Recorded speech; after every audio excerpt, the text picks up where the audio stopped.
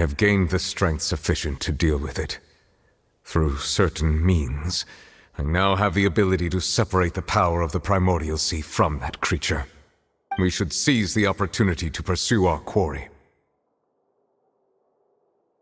Traveler, now that the oratories can no longer function, I require an executor to help me mete out justice. The root of the calamities befalling Fontaine, the beast that enacts the prophecy. Its name is the all-devouring Narwhal. Come with me, traveler. The hour of execution has come.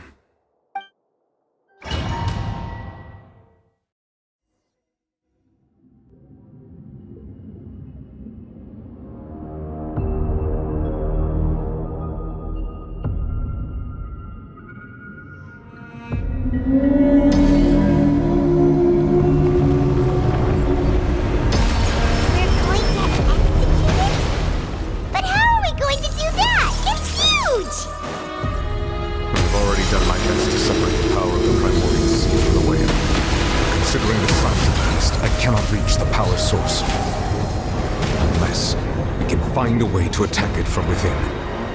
I shall share a part of the ancient dragon's power with you. We shall look for an opening to it.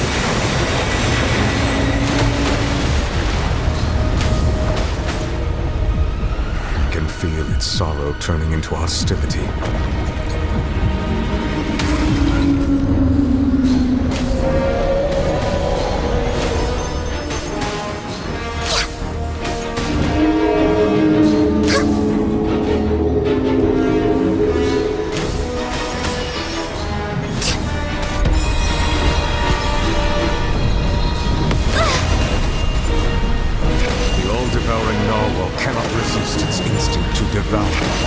Continue to trigger its hostility.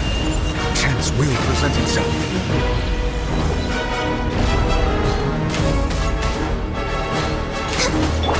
Speed of light!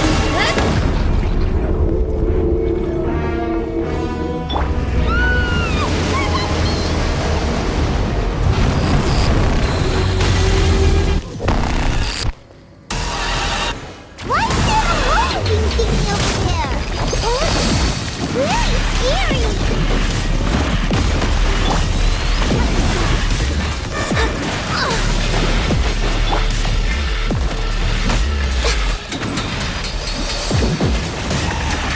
Next on the agenda, access denied.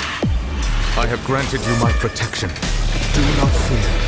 Seize the moment and use my power to suppress its roots from within.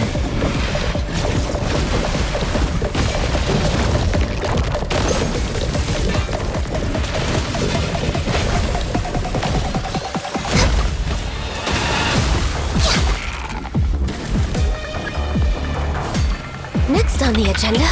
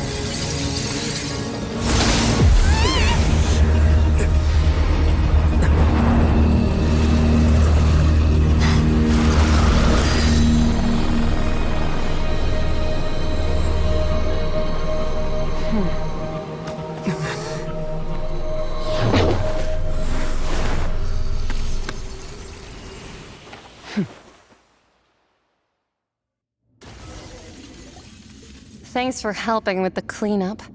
It should have been my job, but... oh well. It was just supposed to be a short private training session for me. I didn't think that my disciple and my master's pet would start brawling in the meantime. Well, actually, I had a feeling that it would happen at some point, but they bumped into one another earlier than I thought. What a blunder. I suppose I'll have to swing my sword 3 million times as penance. That power. Who are you exactly? Paimon has an idea. From what she said earlier, she must be Child's master. Skirk, right? It's just that he gave us the impression that she was the less talkative person. I simply did not have anything to say to the weak. But you, on the other hand, managed to defeat the all-devouring narwhal without using power from beyond this world. So you may speak to me as equals. I have to agree. It's a strange use of a planet's primordial waters just to raise an all-devouring narwhal. That kind of power is wasted on it. It's not cooperative, it eats too much, and I have more important things to do with my time than pet sitting. The only thing that creature has going for it is its looks. All in all, it fails as a pet. Miss Skirk? I think you might have missed the point. The point being? Well, being that this pet almost destroyed an entire nation. So what sort of person is your master? Well, Child's master's master. Wait, is that right? Oh, right. So you don't know him. Sorry, I assumed you did. His name is Sertologi.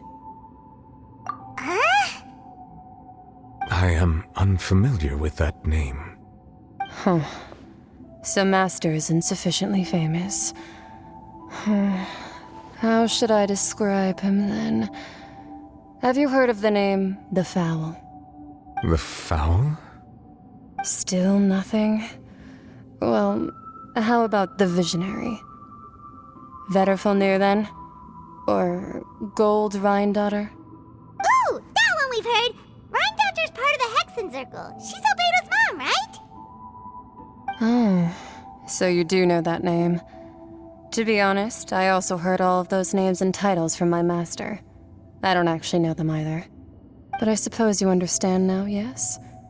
My master is likely a similar sort to Rhine-Daughter. They are both pursuing some form of perfection. Wait, didn't you also mention a visionary person? Paimon didn't quite catch their name. Actually, never mind that. I believe it expedient to inform you that the all-devouring narwhal used up nearly all its strength fighting you. Such roiling hydro energies will prove difficult for the planet's deep seas to digest. As such, the Fontaine back on the surface has most likely been thrown into chaos. In other words, the prophecy that you've been fretting over should now be in full swing. What?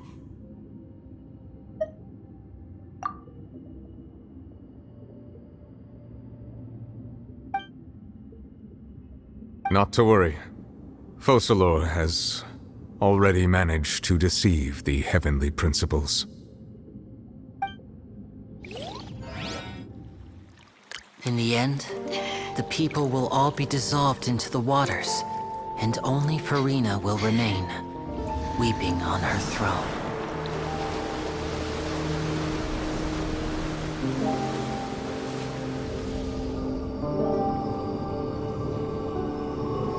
Only then will the sins of the people of Fontaine be washed away.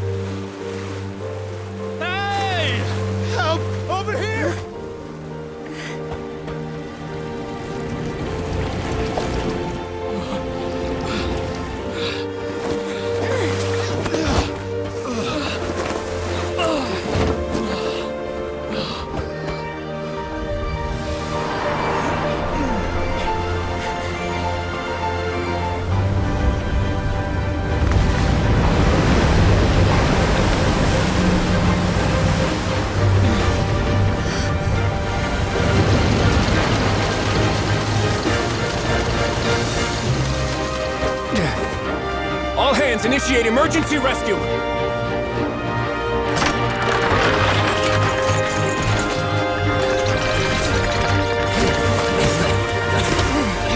Hurry!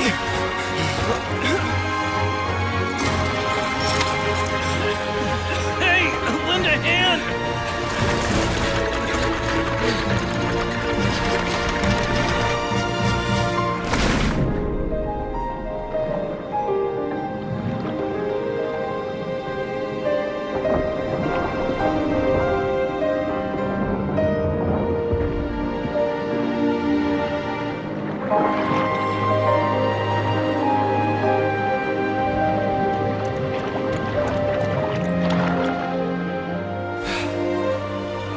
Look! The water's receding!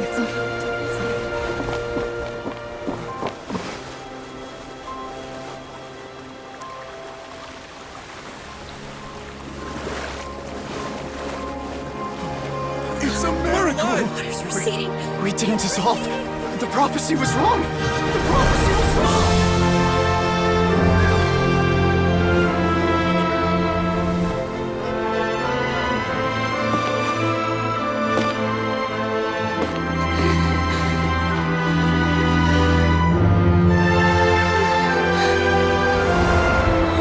Are you alright? Yeah. We're saved. The prophecy was wrong.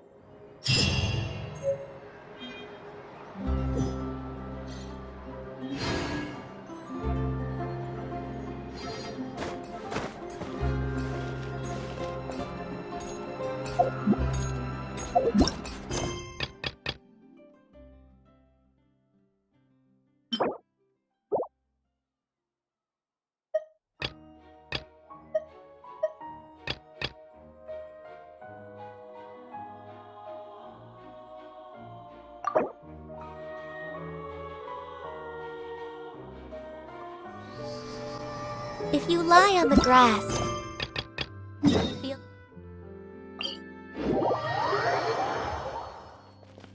Next on the agenda, The soil renewed! The Spina Divasula attacks post-disaster rebuilding! I recently visited Poisson to meet with Miss Navia, spokesperson of the Spina Divasula, and we spoke about Poisson's present and future. Old soil can still give birth to new bloom, Miss Navia stated. Hope is like seeing a small cookie when you're starving late at night. You just need a little of it. Skyship Winglet, lunar brain of the Fontaine Research Institute. The various disputes that have arisen on account of Mr. Edwin have suddenly become a shield over the Institute, with Jurier turning out to be a once overlooked hidden gem. People always call the first researcher mad, but few know what to call the second. And should that latter person achieve a miracle, they would find it all the harder to find a word with which to classify him and his team. Wow! Paimon barely recognizes the people in the reports. Are those really Jurier and Navia? They sound like real big shots. What do you think? Pretty enthralling, huh? The Steambird's idea was pretty simple. With the disaster just having passed, we would print a free edition packed to the margins with good news to calm people down. The value for these big scoops lies in their inevitable follow-ups. We'll publish further reports and go into the stories behind those people. Edwin's assistant, Jurier, created a true flying ship, while Navia is leading people in the reconstruction of their home. I'm sure that these stories could draw even your well-traveled eye. Paimon's curious too! Wait a minute. Didn't we watch everything happen from start to finish? What's there to be curious about? And that's exactly why I'd like you to come conduct interviews with me. You're the best incubators of news, if you haven't noticed. And also, with you around, I'm sure I'll get to see that Duke. Are you sure? Hasn't he turned you down several times already? Oh, this time will be different. Come on, Let's head to Poisson first, and then make a trip to the fortress. There are some things you'll only know when you get there.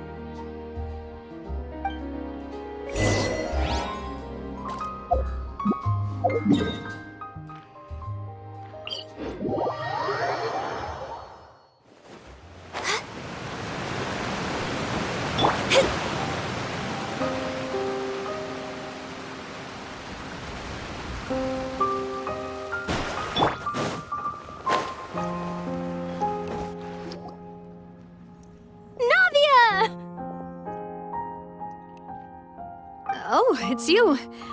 What brings you all here? Hey, we're just having a look around. I'm here to update myself on how things are going here. Oh, the Fatui are here too. Let me introduce you. This is Mr. Garunt Snezhevich. He represented the Knave in sending us a large amount of supplies, and is helping with our work. Our residents are hard at work as well. Thanks to everyone, work is progressing nicely. We've lost a lot of people, but we're moving forward. That will have to be enough. Hello, Miss Charlotte. I'm a big fan of yours. I especially like that article you wrote last year about Fontaine's stray cats. But if you don't mind, could you not emphasize our role too much in your report? It's not charity we're doing here. We just happen to share the same interests as the Spina. I get where you're coming from. I'll keep it as simple as possible. Or would you be willing to feature as friendly neighbors? That would be fine. Thanks. Oh, you're back too. How are things? We finished laying down the construction materials. It'll be another hour before the workers are able to go over there. Huh? You're here too, Clorand? Well, her reputation's greatly risen after that whole duel business with Miss Farina, so she's here in Poisson to wait out the heat. All right. She really came here to help me out. There's too much to consider in the reconstruction of Poisson. The Spina has need of more decision-makers. And, well, I do already happen to be connected to Mr. Callis. Oh, wait just a moment. Do you mind me asking a few questions? You know, about how you felt before the duel, about what it was like facing down a god. There's lots of exciting material there, I bet. Forget it. I'm sure you can find a better theme than that, Miss Charlotte. I see you're the same as always. Couldn't you do me a favor, for Navia's sake? Well, if we're talking about doing things for my sake, you might as well just take a few more photos of me. Or of the Traveler. It's better than wasting time persuading Clorand, at any rate. Of course I will. I'm not gonna let him off that easy. All right, then everyone who wants to be in the photo, gather up. And smile.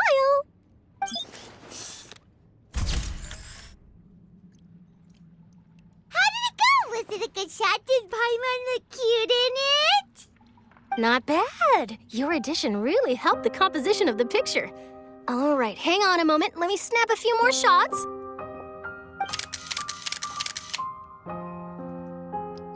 All right, that should do it.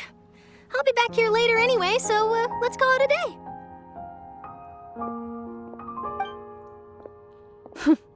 You're very quick.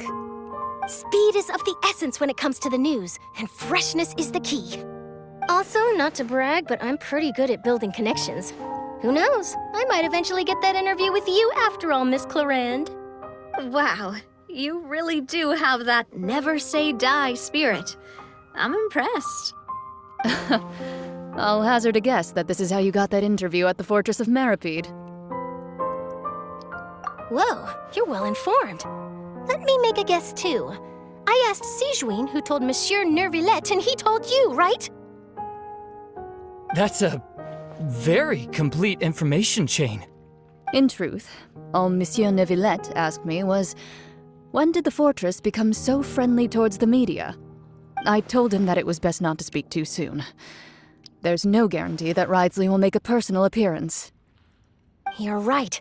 I've got to treasure every moment I have with them. In which case, I'll be making a move first. Stay safe now. And tell me if you hear anything interesting. I'll treat you to afternoon tea in exchange.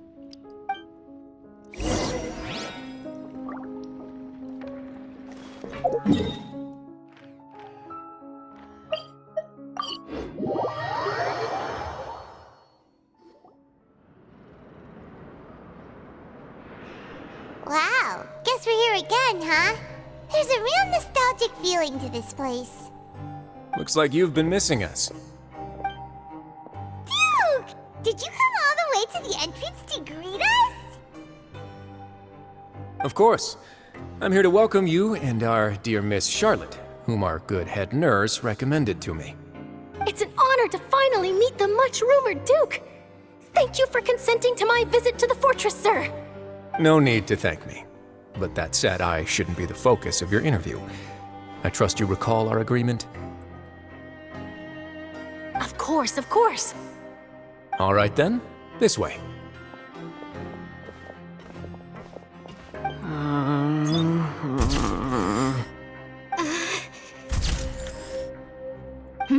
Hey, no need to be so nervous. I've already taken all the photos we need. Miss Charlotte, do these pictures really need to be published on the cover of the Steambird? It would seem that Miss Lorvine doesn't want her face to appear beside that of Mr. Jurier, Sir, please don't say things like that. But it looks like dear Mr. Jurier denies it. Might this interview be very important to you then? No, I just... This is my first time being interviewed, and I'm very thankful to the Steambird for... Now, I might not look it, but I actually did meet Mr. Edwin once. And I'll be honest, I enjoyed chatting with you more. You've definitely got more of that genius vibe going on. The boat that brought about a miracle, the ark that saved the people. Why, you recreated a myth back there, like an emissary of legend. Still, if I might ask, where's that flying ship now? Huh! Looks like Charlotte's trying to get herself another exclusive scoop. I have to apologize, but that ship is presently in the bowels of our factory. I'm afraid it won't be easy for you to get a shot of it. Really? Well, then in that case, could I have an interview with you to make up for that loss? You already know my answer, I'm afraid. Best you interview our head nurse instead. Or perhaps you'd like to take another photo of this couple of researchers? Did you really have to use the word couple? Well, then, 2 solo photos will do. Is my hair messed up? Please, someone help me have a look. Things sure are getting pretty lively here. We've seen this kind of thing before. Oh, seems like everyone's here. Would any of you like to try this new drink I came up with? Ah, Siegeween. Hey, Miss Charlotte. Why don't you, take some pretty photos of our head nurse? Sure. Come on, Miss Siegeween. Over this way. Let's find a brighter spot. Huh? Sure. Do I have to smile? So, how have things been at the fortress? Same old, as you can see. Fontaine's undergone some changes, but this place is still more or less the same. Other than that flying ship, it got a tad too much attention, I think. That's why I decided to let the interview go through. We should direct more public opinions toward the behind-the-scenes heroes. Am I right, Mr. Jurier? Miss Lorvine? You're too kind, sir. I believe that you too should have your day in the sun. Not that you would want that, which is a pity. I'll just leave the spotlight to you two.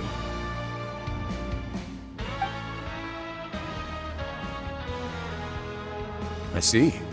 Lots of things happened that day, huh?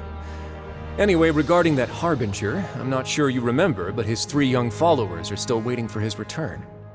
He sure did win them over, huh? I'll tell them that there's good news and bad news. The good being that their boss seems fine, and the bad being that they must face extended sentences for abetting his escape. Oh, actually, what about you? Are things gonna change for you too? What change can there be? The fortress will keep chugging along, and so will my duties. As to what Miss Farina's departure will mean for the nation, and if our laws and governance will be transformed, we'll leave those to the folks in the overworld. Hey everyone, the photo shoot's done. Good. In that case, let's call it a day here. Thanks for your cooperation. Come on, Traveler, let's go. Till next time, everyone. There'll be a next time? Maybe. Who knows? I might write a story about the underwater factory next time. Until then. All right. Last stop, the docks.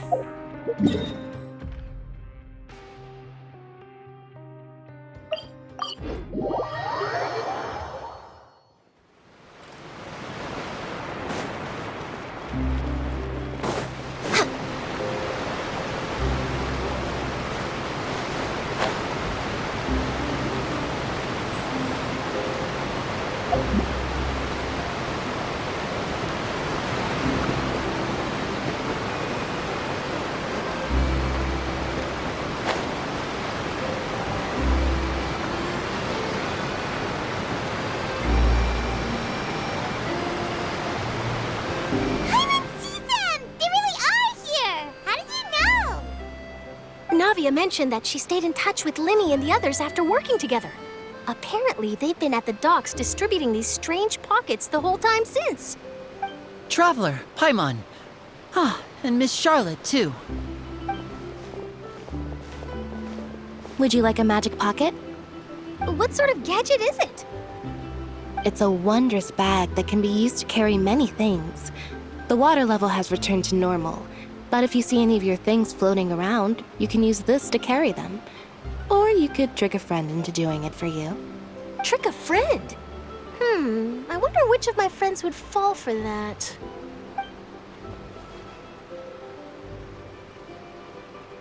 You could just make a friend like Fremine here. Isn't that right, Fremine? Is this what you meant by, I'll help you make some more friends? To be honest, that sounds pretty sweet. Could I have your contact, please?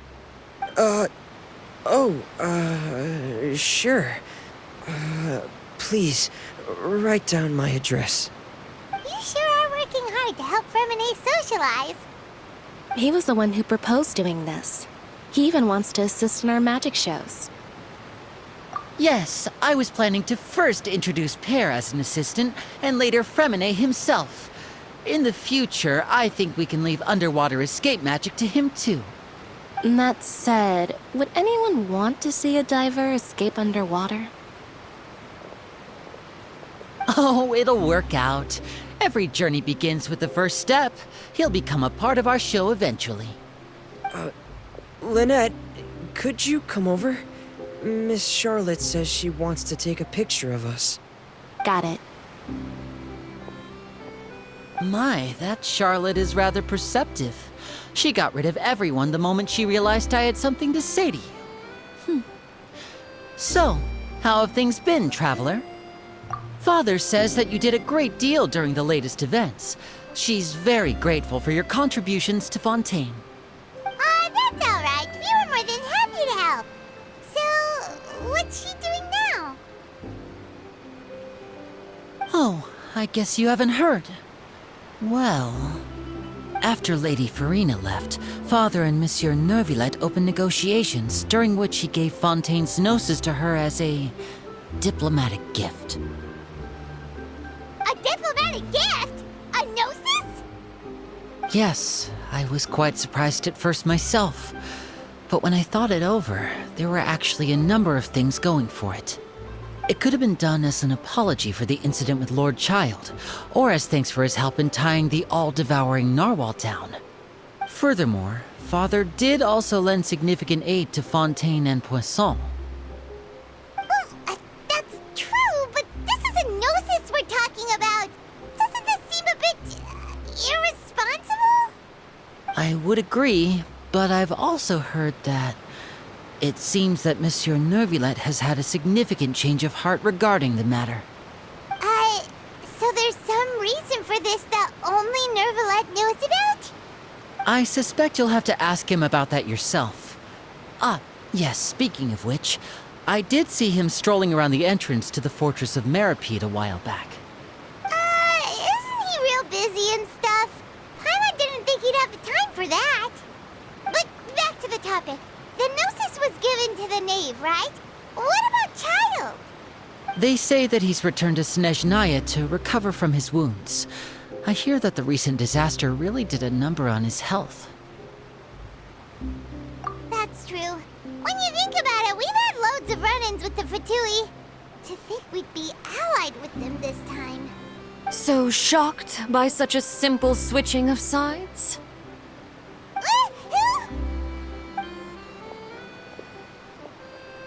Father! Well, well, what do you know? Come to the docks to see how my children are doing and meet the Traveler by chance. Please do not pay my accomplishments in Fontaine too much mind. I would have done them regardless. Are you going to take the Gnosis back to Snezhnaya? That is our duty as Harbingers, yes. Don't be too preoccupied with sides. The goal of the Fatui concerns not a single place or person, but the entire world. With such a grand goal in mind, it is inevitable that we must wear many masks. Switching my masks is something I've always done. Well, that depends on many things. No one truly knows what the future holds. What good is honesty if you can't rely on it forever? As for you, I very much look forward to our next collaboration. Good things cannot be achieved alone, and you've proved yourselves to be great partners. A vision? All right. I'll remember to return it. Thank you for keeping it safe for him this entire time. And that's a wrap for me. Huh? You're... Greetings, Miss Journalist. Hello. If I'm not mistaken, there are diplomatic channels I'll need to report to take a photo of you. That is correct. So forgive me, but I will not be able to serve as a subject in your article. However, feel free to write as much as you'd like about our dear magicians and our upcoming rookie talent. I will. The sea breeze is quite pleasant. I shall continue my walk while the weather remains so agreeable.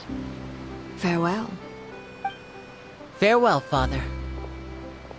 Oh, she has such an intimidating presence. I didn't even dare to take a picture. Thankfully, I've already wrapped up all my pre-scheduled interviews. Thank you all. This'll be more than enough for me to write about, I'm sure. Don't be too nervous. Why don't you take a magic pocket before you go? Here, Traveler, Paimon, you take one too. To move things about? That's right. Funny. I was giving out magic pockets when we first met too. And what do you know? I'm doing the exact same thing right now. So many things have happened, but the pockets are still the pockets. I guess this must be life. We will all follow our own paths, and serendipity will lead you to your fated friends. All right then. We'll be handing out pockets in some other districts later, so we'll get going now. Have a good day, you two. Well, guess we sent Charlotte, huh? Shall we go see?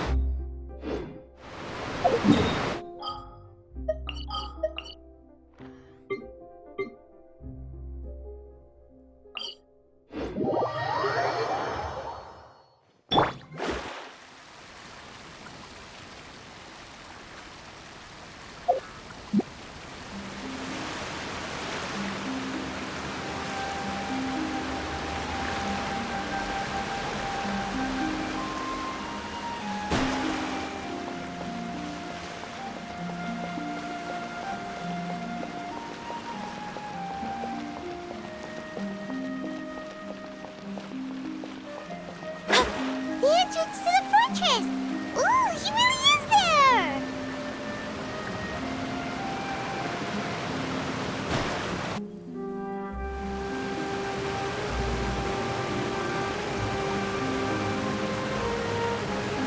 So, you really are here, Neuvillette! I didn't think you were going to have free time this hour of the day. Really?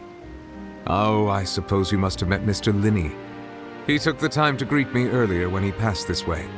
In any case, you came at a good time. I was just considering reaching out to you to set up a meeting, so I may explain some things that I haven't had the time to before. Aw, Paimon's glad that you remembered. Thank you for keeping us on your mind, what with you being busy and all. Alright, let's have it then. How was Fontaine actually saved? The whole business is still quite the mystery to us. It is strange how words can often leave a bitter taste in the mouth when it finally comes time to say them out loud.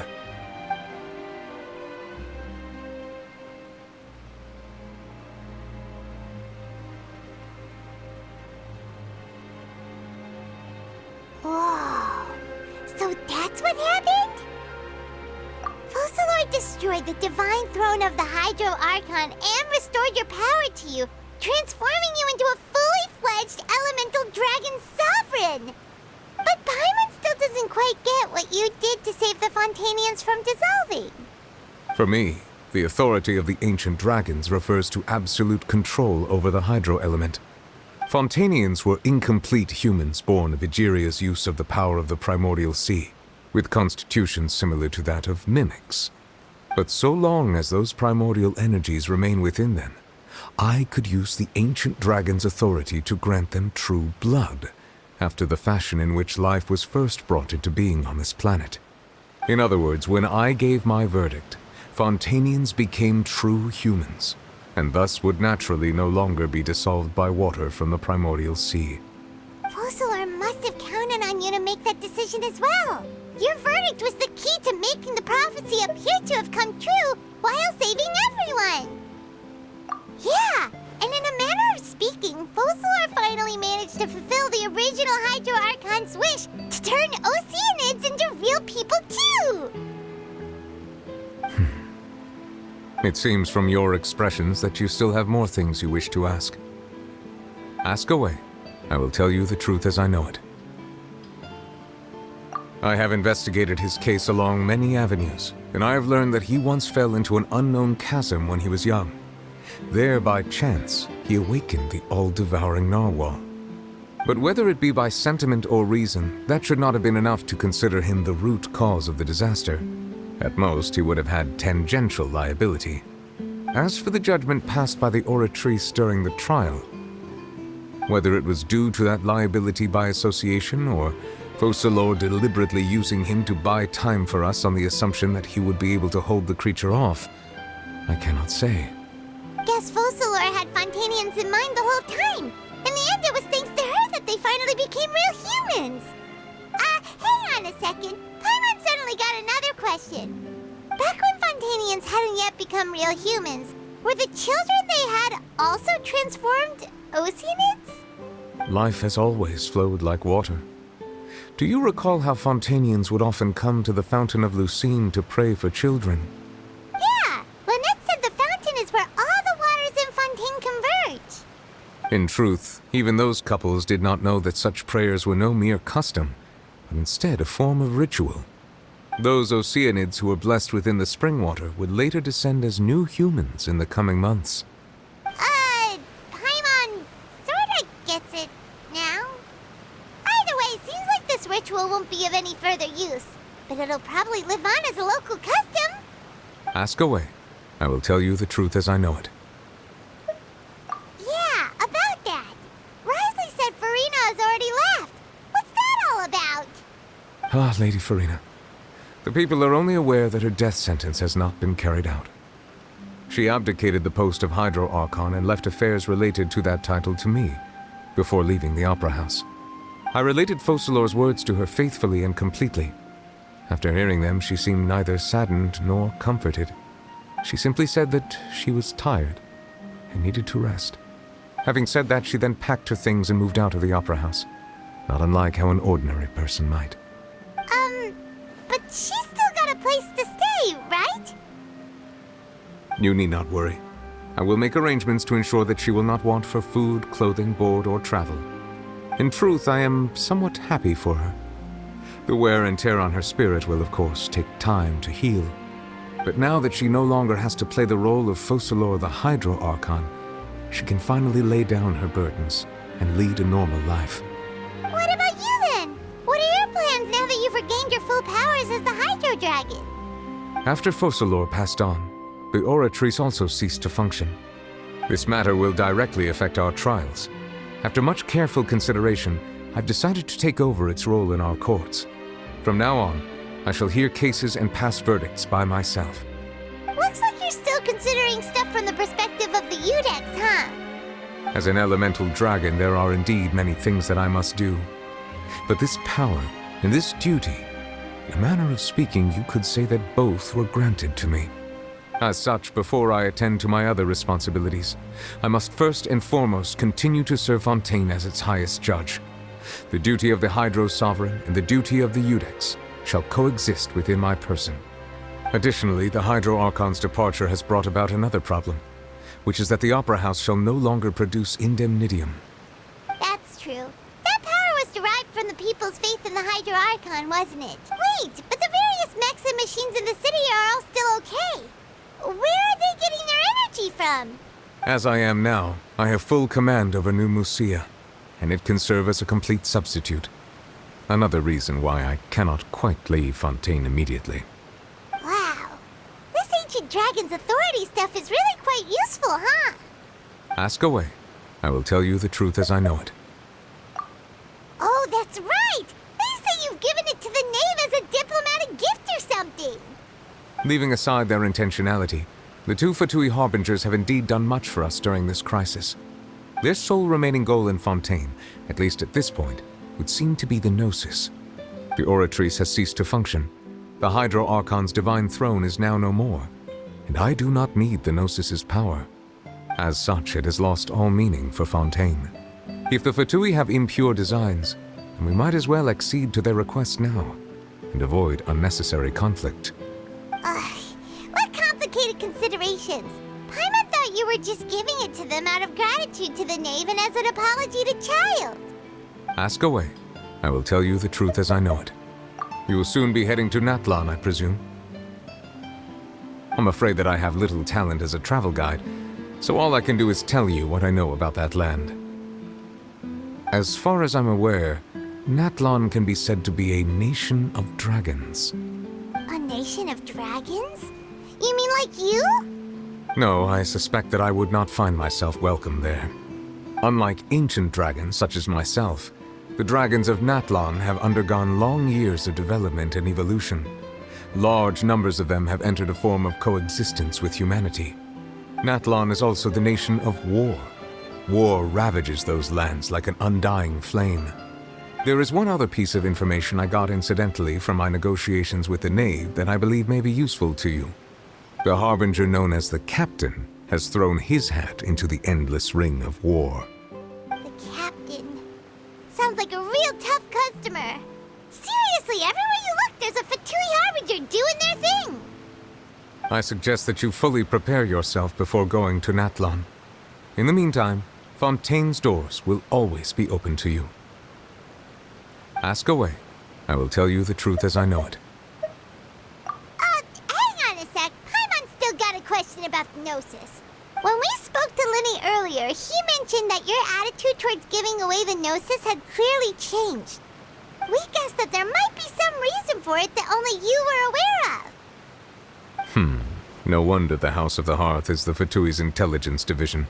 They are certainly sharp. So regarding this specific issue, I was just getting ready to share something with you. What is it? In truth, I exchanged some further words with that lady named Skirk after sending you two back to the surface. It went something like this.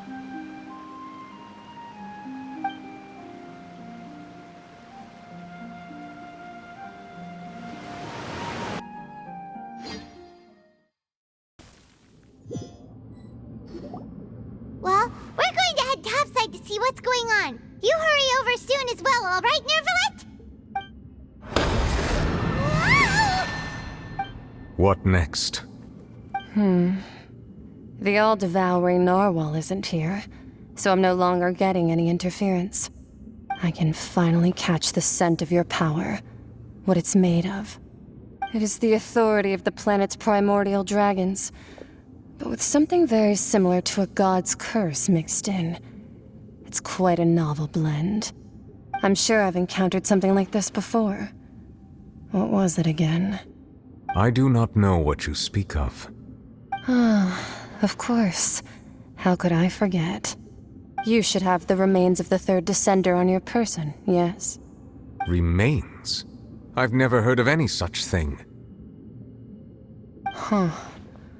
According to your parlance, I believe it may be called a gnosis. Well, that much is true. After Focalor's divinity faded, she handed her gnosis to me. But I fear I have never heard of it described in the manner that you just did.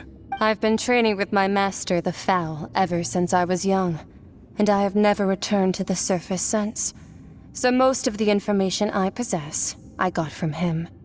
It is only natural for those who are greater than humanity to possess a different sort of common sense, which is why there are so many problems in our attempts to communicate with humans. Regardless, you should probably get rid of objects of misfortune to prevent any disasters from befalling you. To live in itself is a blessing. But once a person dies, the bonds he once had with this world shall all turn to curses. What do you mean by that? No need to fret. These are just my personal thoughts, and my reason for no longer wishing to return to the surface. This third descender you refer to, who are they? And when did they die? Master never mentioned them to me. Perhaps it just wasn't that important for me to know. If you're interested, though, I could ask him. I'll be sure to pass the answer on to you next time. Next time? You believe we will meet again? I do. Wait. I have a disciple of my own, don't I? He can be the messenger then.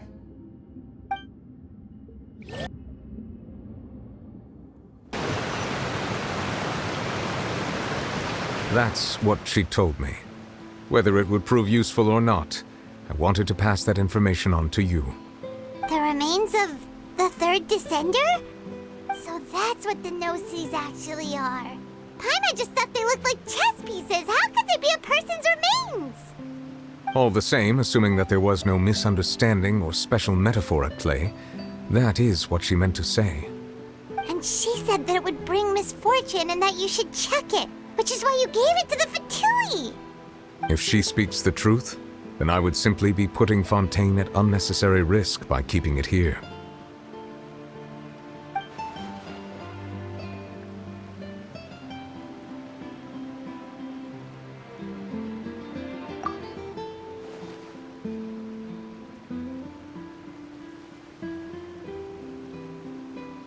I had guessed that you might already be familiar with this concept, but I did not expect you to be one of them. That means that the Gnosis, which are exceedingly element-compatible and can even enhance elemental abilities, do indeed come from the third descender. I wonder, does your body also possess similar properties? Like being able to use elemental powers without a vision. That does sort of count as special compatibility, right? No, let's not think about this stuff right now. It just feels creepy. Comparing the Traveler to the dead third descender and all. That's what you say, but this topic still feels like bad luck. Once Child recovers, let's get some more answers out of him. Or go look for his master and get the answers that way. I too believe it unwise to make too many blind guesses when information is lacking. The same is true of being at court. All right. Whatever the case, it seems like the crisis here in Fontaine's over for now. Yes. All of Focalor's efforts were for this moment as well. But she sacrificed herself in the end as a god, and she suffered through all those years as a human. Was that really what she wanted? I suppose that would be the mystery of a god's will. I suspect not. But once in a while I too would guess that if wishes were like the clouds in the sky, they will one day return to the earth as raindrops. Life flows like water, and rain is the final answer. The water levels may sometimes tilt one way or another, but the rain falls fairly upon all. And what, ultimately, is the difference between the rains that fall upon all of us?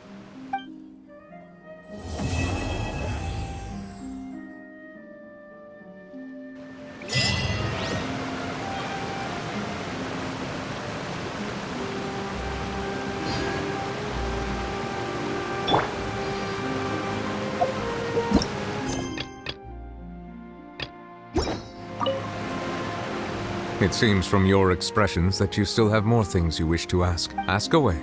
I will tell you the truth as I know it. I suggest that you fully prepare yourself before going to Natlan. In the meantime, Fontaine's doors will always be open to you.